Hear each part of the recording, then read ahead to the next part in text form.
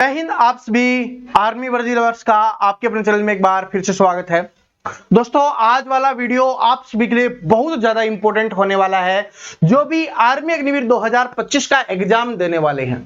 देखिए, यहां से आज वाली क्लास से 2 नंबर आपके कम से कम पक्के होने वाले हैं, यानी कि एक क्वेश्चन पक्का यहां से आने वाला है। ठीक है, कम से कम बता रहा हूं, इससे ज्यादा क्वेश्चन भी आपको देखने के लिए मिल सकते हैं आपके एग्जाम्स में। और इसमें हम बहुत सारी चीजें पढ़ेंगे, जैसे कृषि से संबंधित क्वेश्चंस, पशुपालन से संबंधित क्वेश्चंस हो गए, कुछ साइंस के क्वेश्चंस हैं जो आपके जीके में ही पूछ लिए जाते हैं। ठीक है, साइंस में भी पढ़ते हो उनको, जीके में भी पढ़ते हो उनके बारे में, घास के मैदानों के बारे में और बहुत सारी चीजों के बारे में हम यहां पर पढ़ने वाले हैं। तो आप आज वाली क्लास को बड़े आराम से देखना, क्योंकि देखिए वैसे है ना, एक एक दो क्वेश्चंस करवा के अलग अलग आपको करवाया जाता है, लेकिन मैं आज आपके लिए स्पेसिफिक लेके आया हूं। बड़ी मेहनत लगती है, ठीक है, क्वेश्चंस को इकट्ठा करने में और उनमें अच्छे अच्छे क्वेश्चंस निकालने में बड़ी मेहनत लगती है, जो आपके एग्जाम्स के लिए इंपॉर्टेंट है। तो मैं आपके लिए मेहनत कर रहा हूं, तो आप तो खुद के लिए मेहनत कर ही सकते हो। क्या मेहनत करनी है, बस क्लास को पूरा देखना है। ठीक है, बाकी अच्छी लगे तो फिर लाइक, शेयर, सब्सक्राइब, कमेंट जो भी आप करना चाहो आप कर सकते हो। ठीक है, बार बार आपके एग्जाम्स में आते हैं और टॉप इंपॉर्टेंट क्वेश्चंस यहां पर करने वाले हैं। चलो बिना देरी के शुरुआत करते हैं। देखो, पहला क्वेश्चन क्या है कि निम्नलिखित में से रबी की फसल है। 4 ऑप्शंस आपको दिए जाएंगे और आपसे पूछा जाएगा कि इनमें से रबी की फसल कौन सी है। तो रबी की फसल के बारे में मैं आपको बता देता हूं कुछ बातें जो आपको याद रख लेनी है, जो आपके एग्जाम्स के लिए इंपॉर्टेंट होंगी। कि जो आपकी रबी की फसल होती है, जो आपकी रबी की फसल होती है वो अक्टूबर से नवंबर में बोई जाती है। ध्यान रखना, एग्जाम्स में क्वेश्चन आएगा कि रबी की फसल है वो कब बोई जाती है। तो अक्टूबर से नवंबर में बोई जाती है और आपका मार्च से अप्रैल के महीने में इसको काटा जाता है। इसको रबी की फसल बोला जाता है। तो जो भी आपके आसपास आप सर्दियों में बोते हो वो सारी की सारी क्या हो जाएंगी, रबी की फसल हो जाएंगी, और जिसको हम मार्च और अप्रैल में काट रहे होते हैं। इसके अलावा दूसरी जो पूछी जाती है वो कौन सी है, वो है आपकी खरीफ की फसल। वो कौन सी खरीफ की फसल जो अभी के समय में बोई जा रही है, जिसको हम जून जुलाई में बोते हैं। कब बोया जाता है, जून जुलाई में उसको बोया जाता है और सितंबर अक्टूबर में क्या है, उसको काटा जाता है। तो ये वाली जो फसल होती है उसको हम क्या बोलते हैं, खरीफ की फसल बोलते हैं। जैसे रबी की फसल में सर्दियों में हम क्या बोते हैं, गेहूं हो गया, जौ हो गया, सरसों हो गया, ठीक है, सरसों हो गया, चना हो गया, मटर हो गया। ये सारी चीजें क्या है, आपकी रबी की फसल है। लेकिन इसके अलावा खरीफ की फसल की बात करें तो यहां पर क्या हो जाता है, खरीफ की फसल में देखो आपके जगह पे अलग अलग बोई जाती है, तो आपको पता होगा वो सारी की सारी खरीफ की फसल है जिनको जून जुलाई में अभी बोया गया है। जैसे अभी है बाजरा है, वो खरीफ की सबसे बड़ी फसल है, बाजरा हो जाएगा। इसी के साथ साथ में मक्का बोया जाता है, तो ये वाला हो जाएगा। तो इस तरीके की जो फसल होती है उसको क्या बोलते हैं, हम खरीफ की फसल बोलते हैं। तो हमसे रबी की फसल के बारे में पूछा गया है, तो अभी कौन सी है, अभी नहीं, रबी की बात हो रही है जो सर्दियों में बोई जाएगी अक्टूबर नवंबर में। तो वो कौन सी हो जाएगी भाई, गेहूं हो जाएगा। कौन सा हो जाएगा, गेहूं हो जाएगा। यहां पर आपने आंसर भी देख लिया होगा। तो क्या हो जाएगा, गेहूं की फसल क्या हो जाएगी, आपकी रबी की फसल हो जाएगी। बाकी अपना कपास हो गया, मक्का हो गया, चावल हो गया, ये रबी की फसल नहीं है। ठीक है, चलो, और ये याद कर लेना, ये महीने पूछ जाते हैं कि खरीफ की फसल कब बोई जाती है, खरीफ की फसल कब काटी जाती है, रबी की फसल कब बोई जाती है, रबी की फसल कब काटी जाती है। तो इसको आपको ध्यान रख लेना है। चलो, सर्दियों में रबी की फसल और गर्मियों में खरीफ की फसल। हरियाणा में, भारत में हरित क्रांति मुख्य रूप से किस फसल से जुड़ी थी, ये अपने को बताना है। तो हरित क्रांति की शुरुआत हमारे भारत में क्यों हुई थी, मैं आपको बताता हूं। क्योंकि जब हमारा देश आजाद हुआ ना, उस समय हमारे पास खाने के लिए जो अनाज होता है वो बहुत कम था। तो हमने विदेशों से मंगाया और विदेशों ने हमें वो अनाज भेजा जो जानवरों को डाला जाता है। ठीक है, तो हमारे देश में फिर क्या हुई, हरित क्रांति की शुरुआत हुई, जिसका मुख्य उद्देश्य था खाद्यान्न फसलों को बढ़ाना, और जिसमें गेहूं है वो बहुत प्रमुख फसल थी, क्योंकि हमारे देश के मैक्सिमम हिस्से में क्या है, गेहूं खाया जाता है। ठीक है, तो इस चीज है, गेहूं है, फिर उसके बाद चावल वगैरह है, इन सभी की खेती होने लग गई थी। तो गेहूं क्या हो जाएगी, प्रमुख फसल हो जाएगी। ठीक है, चलो आगे बढ़ते हैं कि कपास की खेती के लिए कौन सी मिट्टी सबसे उपयुक्त होती है। तो ये क्वेश्चन मैंने आपसे पूछा भी था, तो आ गया है आज।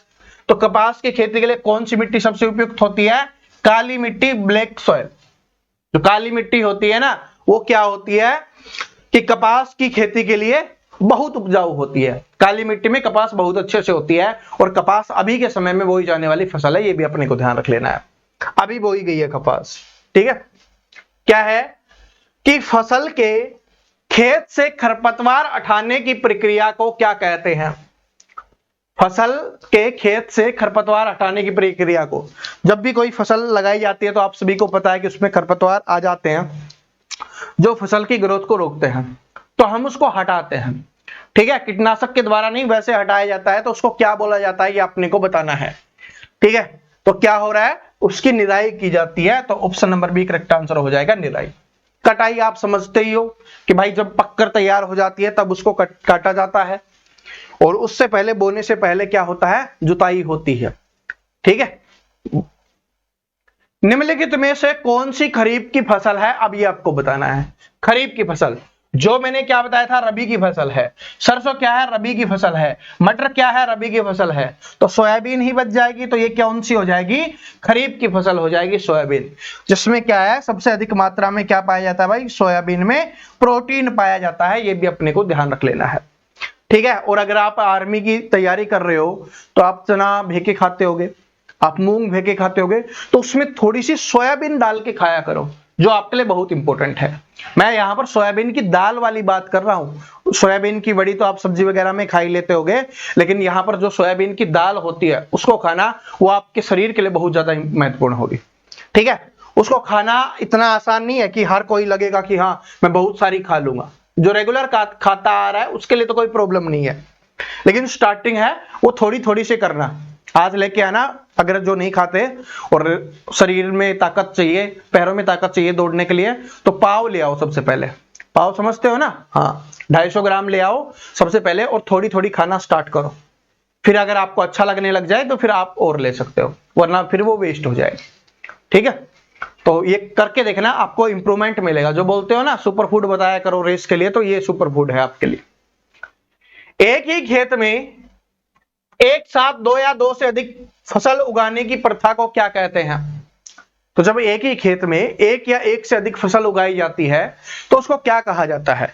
जैसे अभी क्या है कि भाई कपास है, ठीक है, कपास लगा दी और उसके बीच में और कुछ फसल लगा दी, ठीक है, या और कोई कर रहे हो उसके साथ और दूसरी लगा दी, या दो से अधिक हो गई, तो उसको क्या बोला जाता है, तो उसको मिश्रित खेती बोला जाता है। मिश्रित, क्योंकि भाई मिक्स्ड हो गई ना, तो मिक्स्ड क्रॉपिंग उसको बोला जाएगा। तो क्या हो जाएगा कि दो या दो से अधिक जो फसल लगाई जाती है उसको मिश्रित खेती बोला जाता है। ठीक है, चलो, चावल के खेतों से बड़ी मात्रा में कौन सी गैस निकलती है। देखो ये गैस वाला क्वेश्चन भी है, तो ये साइंस के अंदर आ गया। आपका फसल वाला क्वेश्चन है तो कृषि और पशुपालन के अंदर आ गया है। ठीक है, तो इस तरीके से मिक्स क्वेश्चन में आप लेके आए हो, जो बहुत इंपॉर्टेंट है। और ये क्वेश्चन तो बहुत इंपॉर्टेंट है, इस बात को नोट कर लेना। ठीक है, तो चावल की खेती से बड़ी मात्रा में कौन सी गैस निकलती है, तो मीथेन गैस निकलती है। कौन सी गैस निकलती है, मीथेन गैस। ठीक है, मीथेन गैस निकलती है। भारत का कौन सा राज्य गन्ने का सबसे बड़ा उत्पादक है। गन्ने का सबसे बड़ा उत्पादक राज्य कौन सा हो जाएगा, बताओ। तो गन्ने का जो सबसे अधिक उत्पादन होता है वो कहां पर होता है, उत्तर प्रदेश में होता है। कहां पर होता है भाई, उत्तर प्रदेश में। तो फलों की खेती का विज्ञान क्या कहलाता है। ऐसे क्वेश्चन आपके एग्जाम्स में एक क्वेश्चन आएगा ही, बहुत सारे मैं आपको करवा भी चुका हूं। ठीक है, जो अपने साइंस रिलेटेड थे वो वाले, अब यहाँ पर पशुपालन और कृषि संबंधित है, उनको हम कर रहे हैं। तो फलों की खेती के विज्ञान को क्या कहा जाता है, तो इसको फलों की खेती के विज्ञान को क्या कहा जाएगा, फल विज्ञान कहा जाएगा। और इंग्लिश में भी याद कर लो, पोमोलॉजी कहा जाता है। क्या कहा जाता है, पोमोलॉजी, क्योंकि एग्जाम्स में फल विज्ञान ना लिख के पोमोलॉजी लिख देगा, आजकल ऐसा ही होता है। ठीक है, तो इजी मत समझो कि फलों की खेती है तो फल विज्ञान लिख देगा, इतना इजी क्वेश्चंस थोड़ा सा टफ बना देता है। तो याद कर लो क्या कहा जाएगा, उसको पोमोलॉजी कहा जाएगा। कृषि को क्या कहा जाता है, एग्रीकल्चर कहा जाता है। चलो, निम्नलिखित में से कौन सा पौधों के लिए सूक्ष्म पोषक तत्व नहीं है, ये अपने को बताना है। सूक्ष्म पोषक तत्व बताओ कौन सा नहीं है। माइक्रो न्यूट्रिएंट, इनमें से कौन सा माइक्रो न्यूट्रिएंट नहीं है? मैक्रो न्यूट्रिएंट है। ठीक है, जो माइक्रो नहीं है इसमें से वो क्या हो जाएगा? मैक्रो न्यूट्रिएंट हो जाएगा। और वो कौन सा है भाई? नाइट्रोजन है। क्या हो जाएगा? नाइट्रोजन। नाइट्रोजन है, वो सूक्ष्म पोषक तत्व नहीं है। ठीक है, मेनली पोषक तत्व है। समझ रहे हो? तो नाइट्रोजन बहुत ज्यादा जरूरी होता है हमारी फसल के लिए। और नाइट्रोजन बढ़ाने के लिए क्या किया जाता है? दलहन फसल लगाई जाती है। कौन सी फसल? दलहन फसल लगाई जाती है, क्योंकि दलहन फसल की जो जड़ें होती हैं, क्योंकि जब भी हम कोई फसल काटते हैं तो ऊपर से काटते हैं, जड़ें खेत के अंदर ही छोड़ देते हैं। तो जो दलहन फसल होती है उसकी जड़ों में नाइट्रोजन पाया जाता है। जैसे अपने चने लगा दिए जाते हैं, कोई भी दाल वगैरह लगा दी जाती है, तो उसमें क्या होता है कि क्या होता है भाई? उसकी जड़ों में क्या होता है? नाइट्रोजन होता है। तो नेचुरली नाइट्रोजन प्राप्त करने के लिए क्या किया जाता है? दलहन फसल लगाई जाती है। भैंस की कौन सी नस्ल अधिक दूध उत्पादन के लिए मानी जाती है? तो भैंस की कौन सी नस्ल है जो अधिक दूध उत्पादन के लिए है? तो भैंस की भाई मुर्रा नस्ल हो जाएगी, जो मेनली हरियाणा वगैरह में पाई जाती है। तो ऑप्शन नंबर 1 करेक्ट आंसर हो जाएगा। जो मुर्रा नस्ल की भैंस होती है वो बहुत अच्छी दूध देती है भाई। इसका रेट है ना बहुत ज्यादा है। ठीक है, कभी हरियाणा में आके देखना, आपको पता चलेगा। मुर्रा नस्ल की भैंस है भाई। ठीक है, मुर्रा। गाय की औसत गर्भावधि कितनी होती है? गाय की औसत गर्भावधि कितनी होती है? तो लगभग जो गाय की औसत गर्भावधि होती है वो होती है 9 से 10 महीने। ठीक है, 9 से 10 महीने के बीच में होती है। तो 9 से 10 महीने के बीच में होती है, इसलिए ऑप्शन आपको अलग अलग दिए हुए हैं, काफी डिफरेंस आपको दिया हुआ है। तो option number B correct answer हो जाएगा। वैसे मैं आपको दिनों में बताऊं तो सभी ने अलग अलग बताया है, लेकिन लगभग कितनी होती है? 279 से 281 के आसपास दिन होते हैं गाय के लिए। ठीक है, ये इंपॉर्टेंट है, एग्जाम्स में आया हुआ है, तब मैं आपको बता रहा हूं। तो 9 से 10 महीने। ठीक है, चलो। पोल्ट्री में विटामिन बी की कमी से कौन सा रोग होता है, ये अपने को बताना है। पोल्ट्री में विटामिन बी की कमी से कौन सा रोग होता है? तो पोल्ट्री में विटामिन बी की कमी से कौन सा रोग हो जाएगा भाई? विटामिन बी की कमी से सभी को पता है कि भाई बेरी बेरी रोग होता है। तो जो इंसानों में होता है वही क्या हो जाएगा? इनमें भी हो जाएगा।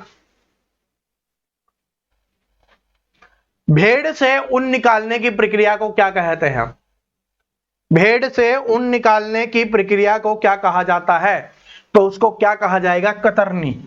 ठीक है, कि उसको कतर दिया। ठीक है, ये जो भेड़ है ना, ये ज्यादातर क्या है कि राजस्थान में है, और राजस्थान की लैंग्वेज है कतरनी। ठीक है, कतर देना, कतर देना। जैसे अपने बाल है ना, बाल काटते हैं, ठीक है, छोटे छोटे करते हैं ना, तो उसको क्या बोला जाता है? बालों को कतर दिया। तो ऐसा ही है कि भेड़ की ऊन भी क्या है? उसके लिए बाल है, तो उसको क्या कहा? कतरा। तो कतर दिया, तो कतरनी उसको बोला जाता है। ठीक है, तो ऑप्शन नंबर 1 करेक्ट आंसर हो जाएगा। आगे बढ़ते हैं कि निम्नलिखित में से कौन सी द्वैध उद्देश्य पशु नस्ल है, वो अपने को बताना है।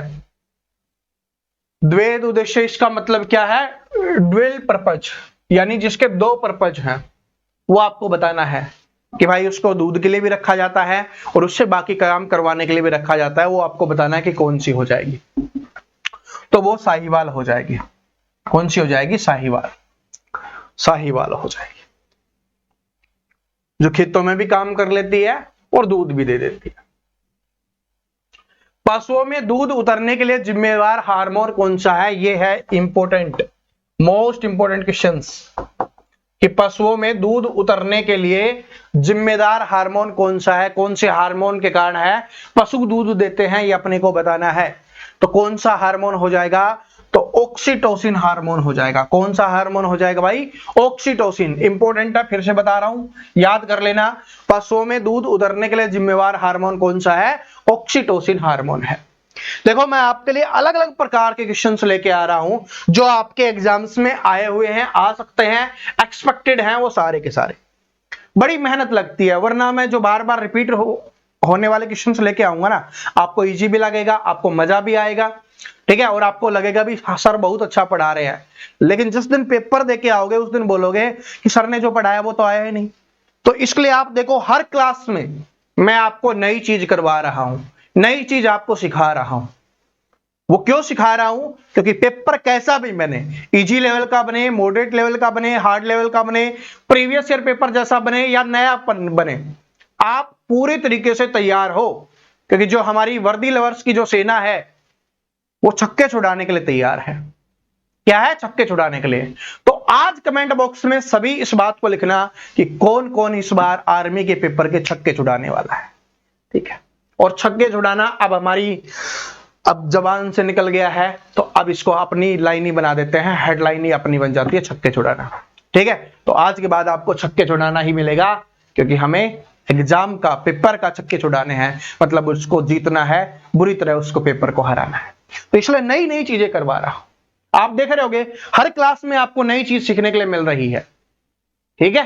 रिपीटेड क्वेश्चंस तो हम टेस्ट में लेते रहते हैं, जब टेस्ट होता है तो उसमें जो हमने अभी तक पढ़ा है उन सभी को रिपीट करवाते रहते हैं, आपका रिवीजन करवाते रहता है। लेकिन आपको नई चीज देना बहुत जरूरी है। और टेलीग्राम इंस्टाग्राम पर मैं डेली कुछ ना कुछ डालता रहता हूं। कल भी मैंने डाला था और आज भी मैं डालने वाला हूं। अब जो नहीं जुड़ेगा वो पछताएगा, जो जुड़ जाएगा वो मौज कर जाएगा, ठीक है। चलो, तो निम्नलिखित में से पशुओं में होने वाला वायरल रोग कौन सा है? और आप बोलोगे कि टेलीग्राम इंस्टाग्राम कहां से जुड़े, तो लिंक आपको डिस्क्रिप्शन में मिल जाएगा। और कुछ स्टूडेंट पूछ रहे थे कि सर जी इंस्टाग्राम आईडी क्या है, तो लिंक तो वैसे मैंने डिस्क्रिप्शन में दे दिया है, वरना आप प्रवीण कटारिया पीके सर्च कर लेना, वहां पर आपको दिख भी जाएगा, ठीक है। तो आप बताओ भाई, इसका पशुओं में होने वाला वायरल रोग कौन सा है? तो कौन सा हो जाएगा? खुरपका मुंहपका। क्या हो जाएगा? खुरपका मुंहपका है। Option number B correct answer हो जाएगा। ये रोग है जो पशुओं में होता रहता है, खुरपका मुंहपका, ठीक है। चलो, भारत में अंडे का सबसे बड़ा उत्पादक राज्य कौन सा है? तो भारत में जो अंडे का सबसे बड़ा उत्पादन होता है ना, वो कहां पर होता है? आंध्र प्रदेश में होता है। कहां पर होता है? आंध्र प्रदेश में होता है अंडे का सबसे अधिक उत्पादन। मुर्गी का वैज्ञानिक नाम क्या है? मुर्गी का वैज्ञानिक नाम एग्जाम्स में आया हुआ क्वेश्चन है, इंपॉर्टेंट क्वेश्चन है, तो आप याद कर लो या ट्रिक से थोड़ा सा हिंट ले लो, क्योंकि याद करना तो बहुत वो है। मुर्गी के लिए वैज्ञानिक नाम क्या है? तो जो मुर्गी का वैज्ञानिक नाम हो जाएगा वो क्या हो जाएगा भाई? यहां पर मुर्गी का वैज्ञानिक नाम क्या हो जाएगा? तो वो हो जाएगा आपका गेलस डोमेस्टिकस। क्या हो जाएगा? गेलस डोमेस्टिकस हो जाएगा। ऑप्शन नंबर 1 करेक्ट आंसर हो जाएगा। याद कैसे करोगे कि भाई अपनी मुर्गी है, वो भाग गई या निकल गई, तो उसके गैल गैल भागते रहो, तब जाके वो पकड़ में आएगी। तो याद हो गया ना कि मुर्गी को पकड़ने के लिए क्या करना होगा? उसके गैल गैल भागना होगा। गैल गैल का मतलब क्या होता है? पीछे पीछे भागना, ठीक है। मुर्गी वैसे पकड़ में नहीं आएगी। तो याद हो गया मुर्गी का वैज्ञानिक नाम। अब एग्जाम्स में दिखेगा, आराम से कर लोगे। चलो, ठीक है। आप बोलोगे सर जी कि ये तो याद हो गया गेलस, ये कैसे याद होगा? अरे मैंने अभी क्या किया, डेमो करके दिखाया है कि कैसे करना होगा, भागना पड़ेगा, तो डेमो, बस। और क्या चाहिए? और क्या बच्चे की जान लोगे, ठीक है। निम्नलिखित में से भारत की देसी मुर्गी नस्ल कौन सी है, ये अपने को बताना है। तो भारत की देसी मुर्गी नस्ल कौन सी है? तो असील हो जाएगी। कौन सी हो जाएगी भाई? असील हो जाएगी। निम्नलिखित में से कौन सी दलहनी फसल है, ये अपने को बताना है। दलहनी फसल क्या होता है? जिसके हम 2 टुकड़े कर सकते हैं, ठीक है। 2 टुकड़े करके हम यूज करते हैं, वो दलहनी फसल है।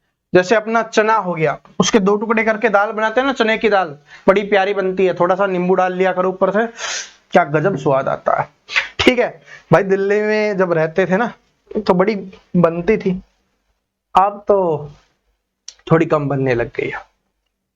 चलो, तो जब भी आप चने की दाल बनाओ, तो जब बनकर तैयार हो जाए, खाने से पहले थोड़ा सा नींबू, ज्यादा डाल लोगे तो उसका टेस्ट खत्म हो जाएगा, फिर नींबू का ही टेस्ट आएगा। लेकिन थोड़ा सा डाल। और नींबू में कौन सा अमल होता है, ये कमेंट सेक्शन में बताओ, ठीक है। याद करो हर चीज जो मैं करवाता हूं, पेपर वही होगा जो हम करवाते। चलो, कि सिंचाई और निराई को सुविधाजनक बनाने के लिए पंक्तियों में फसल उगाने की विधि को क्या कहते हैं? तो जब सिंपली बता दिया कि पंक्तियों में फसल को उगाया जा रहा है, इसका मतलब उगाने को क्या बोलते हैं? बोना। तो क्या हो जाएगा? रो प्लांटिंग हो जाएगा, पंक्ति बुआई हो जाएगा, कि पंक्ति में है फसल को बोया गया है। बस, बोने की प्रक्रिया को क्या बोलते हैं? बुआई बोलते हैं। ठीक है। निम्नलिखित में से कौन सा जैव उर्वरक है, ये अपने को बताना है। ये तो मैं आपको करवा भी चुका हूं, बताओ। तो जैव उर्वरक कौन सा हो जाएगा? राइजोबियम हो जाएगा। कौन सा हो जाएगा भाई? राइजोबियम है जैव उर्वरक हो जाएगा। अनाज को भूसे से अलग करने की प्रक्रिया को क्या कहते हैं? अनाज को भूसे से अलग करने की प्रक्रिया को, देखो अब तो बहुत सारी चीजें आ गई है, मशीनें आ गई है, लेकिन आपने घर पे देखा होगा तो एक बीज वो होता है, छाजना सा बोलते हैं, छालना बोलते हैं, छाजना बोलते हैं, हर जगह पे अलग अलग बोला जाता है। तो उसमें हमारी माताएं बहनें हैं ऐसे पिछोड़ रही होती हैं। ठीक है। तो क्या होता है, उससे गेहूं, और मैं गेहूं का एग्जांपल ले रहा हूं, गेहूं और जो उसका जो दूसरा पदार्थ होता है वो बाहर चला जाता है, जो भूसा होता है वो अलग चला जाता है। तो उसको क्या बोलते हैं कि मैं फटक रही हूं, तो उसको क्या कहा जाता है? फटकना कहा जाता है। क्या कहा जाएगा? फटकना कहा जाएगा। आपने देखा होगा ना, वो इस तरीके का होता है, उसमें डाल के, यार कैसे बताऊं, ठीक है, 3 तरफ से बंद होता है और एक तरफ से आगे की तरफ खुला होता है, तो इधर से उसको पकड़ा जाता है और ऐसे फटका जाता है। ठीक है, चावल वगैरह जो भी है आपने कहीं ना कहीं जरूर देखा होगा। ठीक है। चलो, भारत का कौन सा राज्य कॉफी का सबसे बड़ा उत्पादक है? बहुत इंपॉर्टेंट क्वेश्चन है। तो कॉफी का सबसे बड़ा उत्पादक कौन सा हो जाएगा? कर्नाटक हो जाएगा। कौन सा हो जाएगा? कर्नाटक है वो कॉफी का सबसे बड़ा उत्पादक है। मिट्टी का अध्ययन क्या कहलाता है? तो मिट्टी का अध्ययन, मिट्टी को क्या बोलते हैं? मृदा। तो क्या कहा जाएगा? उसको मृदा विज्ञान कहा जाएगा। तो मिट्टी के अध्ययन को क्या कहा जाएगा? मृदा विज्ञान कहा जाएगा। लेकिन मैंने बोला कि आपको ये भी लिख सकता है इंग्लिश वाला, तो पेडोलॉजी आप याद कर लो। क्या कहा जाएगा उसको? पेडोलॉजी कहा जाएगा। Option number B correct answer हो जाएगा। कृषि विज्ञान को एग्रोनॉमी, ठीक है, जल विज्ञान को हाइड्रोलॉजी, और भू विज्ञान को क्या हो जाएगा? जियोलॉजी। चलो, निम्नलिखित में से कौन सी रबी की फसल है? रबी की तिलहन फसल है। तो तिलहन फसल आपको बताना है। तिलहन, दलहन फसल मैंने आपको समझाया कि क्या होती है। तिलहन फसल उसको बोलते हैं जिसका हम तेल निकालते हैं, जिसका तेल निकाला जाता है उसको क्या बोला जाता है? तिलहन फसल बोला जाता है। तो रबी की पूछिए तो सरसों हो जाएगी। भाई गेहूं सरसों वगैरह एक साथ ही तो लगाते हैं, तो रबी की फसल है तो क्या हो जाएगी? सरसों हो जाएगी। तो हमारे देश में सरसों का तेल है वो ज्यादा यूज होता है, मूंगफली वगैरह फिर यूज होता है भाई। ठीक है। वायुमंडलीय नाइट्रोजन को पौधों द्वारा उपयोगी रूप में बदलने की प्रक्रिया को क्या कहते हैं? देखो, वायुमंडलीय नाइट्रोजन को पौधों द्वारा उपयोगी रूप में बदलने की प्रक्रिया को क्या कहा जाता है? बताइए। तो उसको क्या कहा जाएगा? नाइट्रोजन स्थितीकरण कहा जाएगा। तो option number C correct answer हो जाएगा। आगे बढ़ते हैं कि निम्नलिखित में से कौन सा CH4 पौधा है? ये मैं आपको पहले भी करवा चुका हूं ये वाला क्वेश्चन। तो कौन सा हो जाएगा? मक्का हो जाएगा। मक्का है CH4 पौधा होता है। भारत में रबर का सबसे बड़ा उत्पादक राज्य कौन सा है? इंपॉर्टेंट क्वेश्चन है भाई। सबसे बड़ा उत्पादक राज्य कौन सा हो जाएगा? तो क्या हो जाएगा? केरल हो जाएगा रबर का सबसे बड़ा उत्पादक राज्य। कहां पर होता है? केरल में होता है। रबर केरल में हो जाएगा। निम्नलिखित में से कौन सी उच्च उत्पादक विदेशी गाय नस्ल है? ये अपने को बताना है। विदेशी बताना है। तो विदेशी कौन सी हो जाएगी भाई? होल्स्टीन फ्रीजियन हो जाएगा। तो नाम से ही पता चल रहा है कि विदेशी है। ठीक है, फ्रीजियन है, इसी से याद कर लो। क्या हो जाएगा? ये विदेशी हो जाएगा भाई, विदेशी नस्ल की गाय है। ठीक है।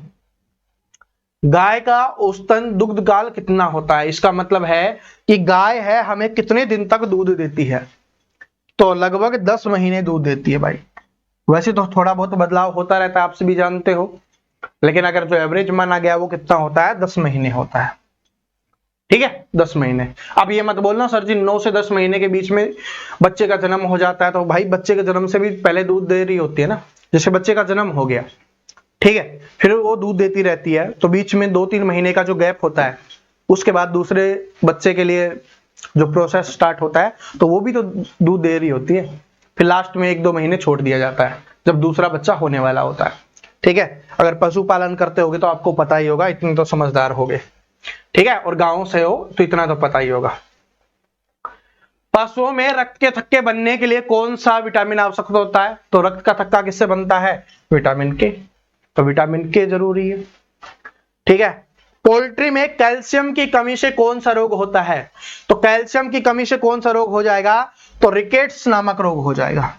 ठीक है, रिकेट्स नामक रोग हो जाएगा पोल्ट्री में। पोल्ट्री समझते हो ना? हाँ। नियंत्रित वातावरण में मछली पालन की प्रक्रिया को क्या क्या कहते हैं, ये अपने को बताना है। नियंत्रित वातावरण में मछली पालन को, तो मछली पालन को क्या कहेंगे भाई? मत्स्य पालन कहेंगे। क्या कहेंगे? मत्स्य पालन। नहीं, सॉरी, मछली पालन की प्रक्रिया को क्या कहते हैं? अगर ऐसा पूछा जाता तो उसको हम मत्स्य पालन बोल देते, लेकिन यहां पर है नियंत्रित वातावरण में मछली पालन की प्रक्रिया को क्या कहते हैं, ये इंपॉर्टेंट है। अगर पूछा जाए कि मछली पालन को क्या कहेंगे तो हो जाएगा मत्स्य पालन हो जाएगा आपका। लेकिन यहां पर है कि नियंत्रित वातावरण में मछली पालन की प्रक्रिया को क्या कहते हैं, तो उसको जलीय कृषि कहा जाता है, कि जल के अंदर कृषि हो रही है। ठीक है, तो मत्स्य पालन है ना, वो कृषि के अंतर्गत आता है, अगर उसको अच्छी तरीके से मैनेज करके किया जा रहा है। ठीक है, नियंत्रित वातावरण में यानी वातावरण को नियंत्रित अगर किया जा रहा है तो वो कृषि के अंदर आ गया। ठीक है, जैसे भाई कोई जोड़ में मछली पालन हो रहा है या खुले में कोई मछली पालन हो रहा है, वो तो हो जाएगा मछली पालन या मत्स्य पालन हो जाएगा। लेकिन पूरी तरीके से शेड वगैरह बनाकर उसको एक अच्छा सा वातावरण देकर किया जा रहा है, तो उसको क्या कहा जाएगा? जलीय कृषि कहा जाएगा। इसलिए इंपॉर्टेंट क्वेश्चन है, आंसर चेक कर सकते हो, जलीय कृषि ही होगा। समझ में आ गया दोनों में डिफरेंस क्या है, वो समझ में आ गया। चलो आगे बढ़ते हैं कि निम्नलिखित में से पशुओं में होने वाला जीवाणु जनित रोग कौन सा है? तो जीवाणु जनित रोग कौन सा हो जाएगा? तो पशुओं की बात हो रही है, जीवाणु जनित रोग, तो क्या हो जाएगा? एंथ्रेक्स हो जाएगा। कौन सा हो जाएगा भाई? एंथ्रेक्स हो जाएगा। ठीक है, और ये वाला कौन सा पढ़ा था हमने कि पशुओं में होने वाला रोग कौन सा है जो बार बार होता रहता है? खुरपका, मुंहपका। लेकिन जीवाणु जनित पूछा है तो कौन सा हो जाएगा? एंथ्रेक्स हो जाएगा। मुर्गियों में अंडे देने के लिए जिम्मेवार हार्मोन कौन सा होता है? तो मुर्गियों में कौन सा होगा भाई? ठीक है, तो कौन सा हो जाएगा? एस्ट्रोजन हो जाएगा। कौन सा है? अंडे देने के लिए हार्मोन कौन सा है? एस्ट्रोजन हो जाएगा। ठीक है, कौन सा हो जाएगा? Estrogen hormone. अब मैं आपसे पूछता हूं, जो मैंने आपसे पूछा था पहले, मैं आपको बता चुका हूं। तो दुग्ध के लिए यानी दूध के लिए जो हार्मोन होता है, दूध पशुओं के दूध देने के लिए, ठीक है, जो हार्मोन होता है जिसकी वजह से पशु हमें दूध देते हैं, वो हार्मोन कौन सा है, ये आप सभी कमेंट करके बताओगे। मैं आपको बता चुका हूं, आप सभी को ये कमेंट करके जरूर बताना है। सभी को कमेंट करना है। अगर याद किया है तो कमेंट करो, नहीं याद किया तो फिर क्लास देखने का क्या ही फायदा भाई। भारत में ऊन का सबसे बड़ा उत्पादक राज्य कौन सा है? तो मैंने बताया था कि ऊन कहां पर होती है? अपनी राजस्थान में होती है। ठीक है, ऊन भेड़ से, बकरी से, ऊंट से, इन सभी से प्राप्त हो रही होती है। ठीक है, तो ऊंट को तो रेगिस्तान का जहाज भी कहा जाता है, और रेगिस्तान कहां पर है? अपने राजस्थान में ही है। ठीक है, भारतीय भैंस का वैज्ञानिक नाम क्या है? भारतीय भैंस का आपको बताना है, तो क्या हो जाएगा? क्या हो जाएगा भाई? बुबलास बुबलिस। क्या हो जाएगा भैंस का? बुबलास बुबलिस। याद कैसे करोगे? बफेलो है, 20 से है तो 20 से हो गया, बस याद कर लो। ठीक है, और तो भाई थोड़ा बहुत तो आपको भी ध्यान रखना पड़ेगा। ठीक है, चलो, और ये तो आपको याद आ जाएगा, टेंशन मत लो, अभी एग्जाम्स ज्यादा दिन नहीं है, आपको पता होगा कि सर ने क्या बताया था। ठीक है, निम्नलिखित में से कौन सी देसी बकरी नस्ल कौन सी है? देसी बकरी की नस्ल आपको बताना है, तो क्या हो जाएगा? जमुना पारी, जमुना परी। पारी लिख देते हैं या परी, ठीक है, जमुना परी। तो जमुना परी है वो क्या हो जाएगा, देसी बकरी की नस्ल हो जाएगी। तो option number C correct answer हो जाएगा, जमुना परी। अब चलते हैं अगले टाइप के क्वेश्चंस पे, ठीक है, अगले टाइप के क्वेश्चंस पे चलते हैं। घास के मैदान को किस नाम से जाना जाता है? घास के मैदान को किस नाम से जाना जाता है? तो मैंने टेलीग्राम पे डाला था आपको कि याद कर लेना ये सारे के सारे, तो याद कर लिए होंगे। तो क्या कहा जाता है उसको? पेरी कहा जाता है। क्या कहा जाता है? पेरियरी कहा जाता है घास के मैदान को। आगे बढ़ते हैं कि निम्नलिखित में से कौन सा एक उष्णकटिबंधीय घास का मैदान है? उष्णकटिबंधीय घास का मैदान, तो उष्णकटिबंधीय घास का मैदान कौन सा हो जाएगा? तो सवाना है वो क्या हो जाएगा? उष्णकटिबंधीय घास का मैदान हो जाएगा। देखो टेलीग्राम पे मैंने डाल दिया था, ठीक है, तो आप टेलीग्राम जरूर ज्वाइन कर लिया करो। बहुत सारे स्टूडेंट जुड़े हुए हैं, देखो ये डाला हुआ है पूरा का पूरा, दिख रहा है? हाँ, प्रवीण कटारिया टॉक्स के नाम से है अपना टेलीग्राम चैनल, तो वहां पर आप जाके देख सकते हो, सारे के सारे मैंने वहां पर डाले हुए। जो इंपॉर्टेंट है, ज्यादा इंपॉर्टेंट है वो डाल दिए, और उसमें से कुछ रह गए थे वो क्वेश्चंस आज हमने इसमें इंक्लूड कर लिए। उत्तरी अमेरिका के शीतोष्ण घास के मैदान क्या कहलाते हैं? तो जो उत्तरी अमेरिका के जो शीतोष्ण घास के मैदान है उनको क्या कहा जाता है बताओ? उत्तरी अमेरिका के, हमने इसमें डाला था क्या? उत्तरी अमेरिका का डाला था, डाला हुआ है, दूसरे नंबर पर ही है, तो उसको क्या कहा जाएगा? पेरीज या पेरीज बोल सकते हो। वहां पर मैंने पेरीज लिखा हुआ है क्योंकि मैंने इसकी पेरीज होता है ना, तो पेरीज, पेरियरीज या पेरी जो भी है समझ जाओ, ठीक है, होगा यही, ठीक है। लिखने में क्या है, इंग्लिश वाले कुछ भी लिख देते हैं, हिंदी वाले बेचारे हम सही से पढ़ते हैं सिंपल तरीके से, ठीक है। अफ्रीकी स्वाना में आमतौर पर कौन सा जानवर पाया जाता है? अभी हमने पढ़ा था ना अफ्रीका का, तो कौन सा था? स्वाना। अब हमसे पूछा है कि स्वाना में कौन सा जानवर पाया जाता है, तो शेर पाया जाता है, लोयन पाया जाता है। क्या हो जाएगा? लोयन पाया जाता है। और शेर की बात आई है तो भारत में एशियाई शेर कहां पर पाया जाता है, ये आप सभी कमेंट करके बताओ। एशियाई शहर, एशियाई शेर कहां पर पाया जाता है, कौन से राष्ट्रीय उद्यान में पाया जाता है, ये आपको बताना है। एशियाई शेर। दुनिया का सबसे बड़ा घास का मैदान कौन सा है? दुनिया का सबसे बड़ा घास का मैदान कौन सा है? तो यूरेशियन स्टेप्स हो जाएगा। कौन सा हो जाएगा? यूरेशियन स्टेप्स हो जाएगा भाई, ठीक है, यूरेशियन स्टेप्स हो जाएगा, स्टेप हो जाएगा, जो क्या हो जाएगा? दुनिया का सबसे बड़ा घास का मैदान है। आगे बढ़ते हैं कि घास के मैदानों में मुख्य वनस्पति क्या होती है? तो जब घास के मैदान है तो मुख्य क्या होगा? घास ही होगा ना। तो घास के मैदानों में मुख्य क्या होगा? घास होगा। और जो मैंने एशियाई शेर पूछा है ना, वो कहां पर पाया जाता है, कौन से राष्ट्रीय उद्यान में? गिर राष्ट्रीय उद्यान में। जिसने आंसर किया है उसका बिल्कुल करेक्ट है, गिर राष्ट्रीय उद्यान में एशियाई शेर पाए जाते हैं। इस महाद्वीप में प्राकृतिक घास के मैदान नहीं पाए जाते। कौन सा महाद्वीप है जहां पर प्राकृतिक घास के मैदान नहीं पाए जाते? तो वो महाद्वीप है जहां पर जीवन संभव नहीं है। तो वो कौन सा हो जाएगा? यहाँ पर अंटार्कटिका हो जाएगा, वहां पर सिर्फ बर्फ बर्फ बर्फ है, ठीक है। तो option number B correct answer हो जाएगा, अंटार्कटिका हो जाएगा। आगे बढ़ते हैं कि अर्जेंटीना के घास के मैदान क्या कहलाते हैं? Most important, most repeated question है, most important, most repeated question है।